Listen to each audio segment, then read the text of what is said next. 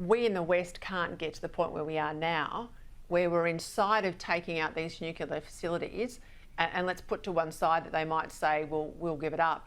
But if they don't, we can't get to this point and then somehow walk away and only then wait for a few more months to things all start up again and we have this debate about taking out the nuclear capability of Iran. I mean, I think we're past that now, aren't we? Well, I think so. I think Israel will continue this operation until it feels that it has done everything it can to destroy Iran's nuclear capabilities and its ballistic missile capabilities and much of its military capabilities generally. The question is whether they can do it without the United States. Trump seems to be on the very brink of doing it. Again, you know, without being a bore about this North Korean parallel, Bill Clinton, of all people, was on the brink of taking military action against North Korea before they had nuclear weapons. And Jimmy Carter went to Pyongyang on an unscheduled, unapproved visit and sort of killed the moment.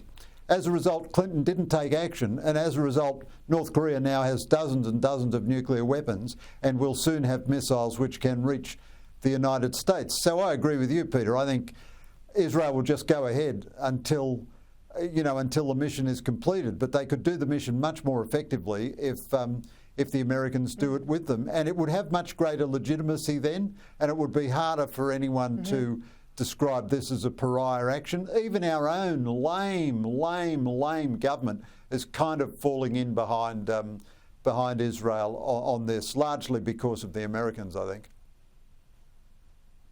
Well, it feels pretty reluctant today. I mean, yes, there's been some tougher comments from Penny Wong, but I mean, she was just urging restraint for a number of days. And I look around the world at what other leaders are saying, and you know, I've got something on the screen to come up in relation to the German Chancellor.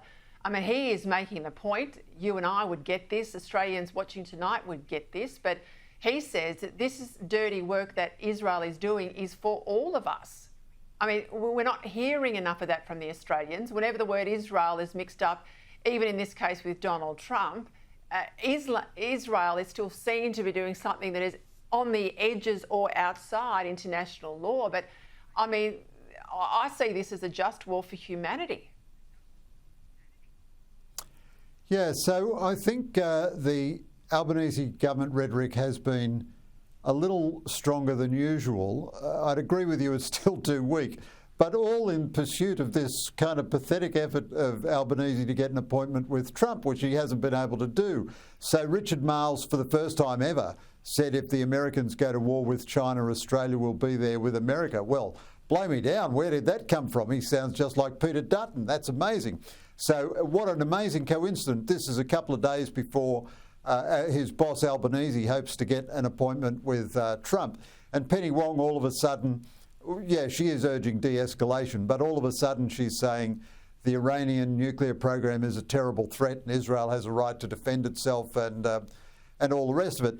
But this has been a kind of a Keystone Cops foreign trip by Albanese. I enjoyed your earlier discussion, but I truly hope he goes to NATO because, apart from anything else, if he shows up at NATO, everyone at NATO is pledging to spend 3.5% of GDP on defence. And if he's there saying we're the greatest ally the Americans have ever had and we're a major partner of NATO and so forth, but by the way, we're not going to meet the NATO standard of defence spending for any American ally. And meanwhile, he still has no agenda with Trump. He's just going there to whine about tariffs and beg Trump to promise that he'll give him AUKUS subs long after Trump has gone from office. I mean, this decision about the AUKUS subs doesn't happen until a long time after Trump is gone. So I hope for our national good that Albanese goes there because he may well be shamed into good policy, having exhausted all the other alternatives. A point very well made, Greg Sheridan. That is very, very good. A bit of a public hectoring might help him along the way to get to that 3%. We'll see. Thank you, Greg.